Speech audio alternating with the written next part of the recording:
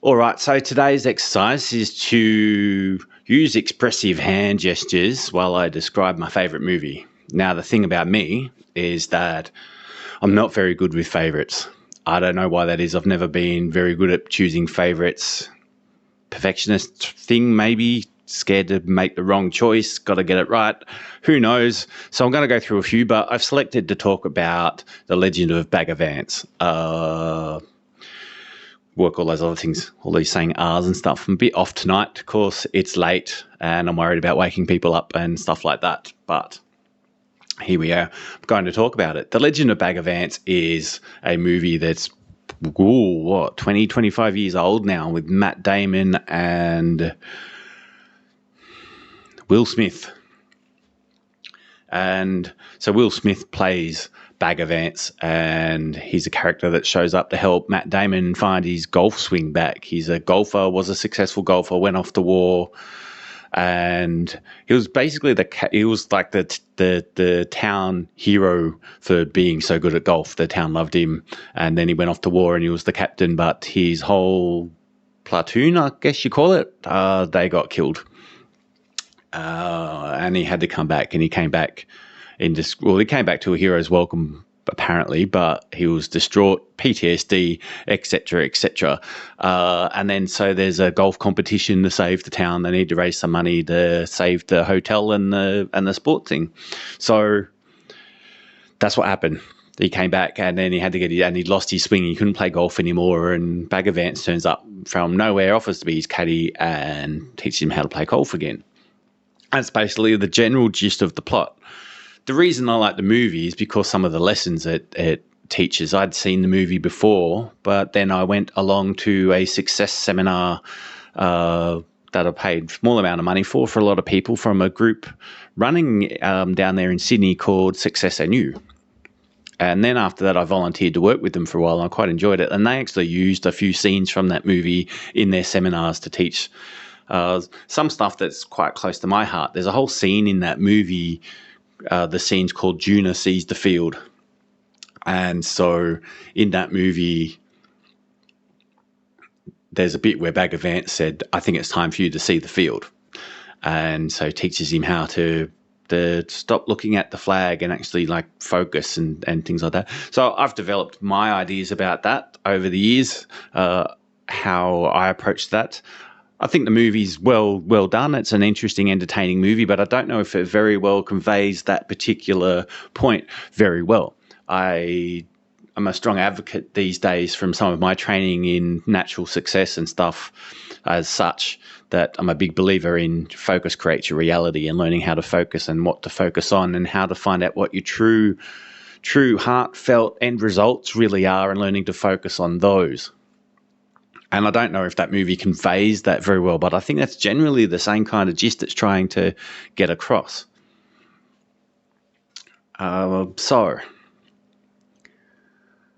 I'm reminded of another movie that's by the guy that made Lock, Stock and Two Smoking Barrels.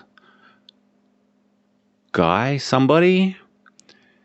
He made a movie with Jason Statham as the main character. I can't remember the name of it off the top of my head. That movie I really like. I think that teaches some of these messages a bit better, particularly about the ego. In that movie,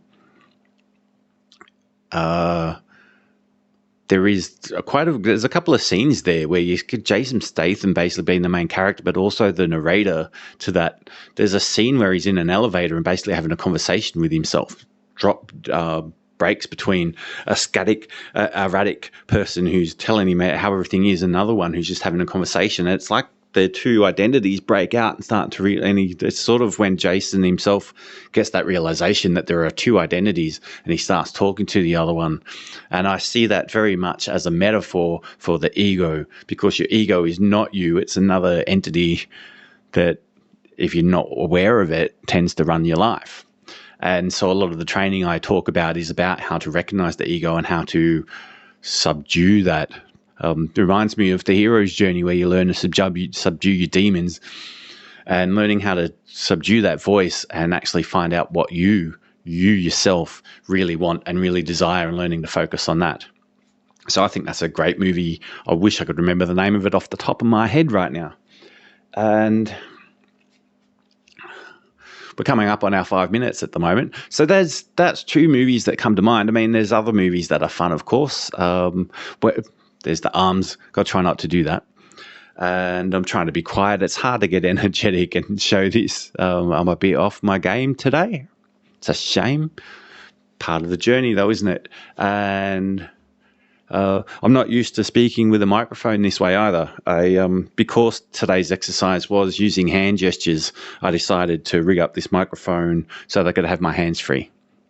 One thing I think I have learned is that the last few times I've been speaking, I've used this microphone. We got it a few days ago, and I've been able to use it, and I've quite enjoyed having it to hold on to. I think it acts as a bit of a security blanket, which might play into some reasons. You see a lot of YouTubers holding a microphone when they're talking. So, but here I am. I feel like I should be on stage singing or something, and I've turned these lights up a bit brighter and I'm having trouble seeing the month. So it's like I'm staring into a black hole. It's a really interesting experience to be having today. So, another favourite movie from a long time ago, Terminator 2. That used to be my favourite movie. I can't tell you why these days. It's not on my list. Again, I've told you I'm not very good at choosing favourites. And at one point, the amount of times that it comes up in life, then let's have a conversation about this. Favourites. I mean, how many times have you set up your security details for a website or something like that? You know, you're sitting there with PIN numbers and stuff, and you've got those security questions, and half of them are, what's your favourite thing? I don't know. And of course, well, you ask me now, I might not have the same, but it's ephemeral to me. Like, it's a really weird thing. It's one thing to ask what your mother's maiden name is. It doesn't change. It stays the same. But what's my favourite thing? That depends on my mood at any one time. If I wait 5 years down the track and I've got to get my password back and you want to ask me what's my favourite colour, I can't remember what I said 5 years ago. I don't remember. So that really annoys me. And even I find a challenge with things like, going off on a tangent here, things like, what's the name of your first pet? And it's kind of like, well, what qualifies as a pet? Because when I was born, the family had pets already. They pre-existed. I was born into them. And we had 3 dogs. So which one's the first one? Now, if they don't count, is it the first pet I had? And then what counts as that? Because, like, I had pet rocks, and there's lizards you catch and hold for a few days that I probably didn't even name. And then I had a rat, but there was a cat, and I can't remember which order they came into. I don't know what the name of my first pet was. I couldn't even decide on a name when I was a kid. I mean, this is a story that's gone on my whole life. Even when I was a kid, think, what do you want to name your pet? I couldn't come up with anything. I'm very different. It's an interesting psychological thing that I'm not the only one that deals with this. I am interested in things like the Enneagram, and I'm on a Enneagram 9 group on Facebook, and a lot of people in there I've spoken to can relate to the same thing. And the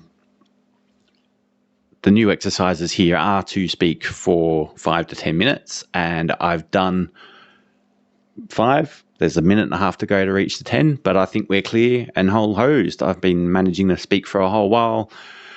Don't know how well I did with the hand gestures and stuff like that. Think I'm getting more comfortable. There's a couple of arms in there. We'll keep working on this. We'll see how we go. I felt a bit off my game today. A little bit. Of course, it's late. It's tired. And I don't want to be too loud and disturb people here in the house. And but that's okay. We've done it. Cheers. See you tomorrow.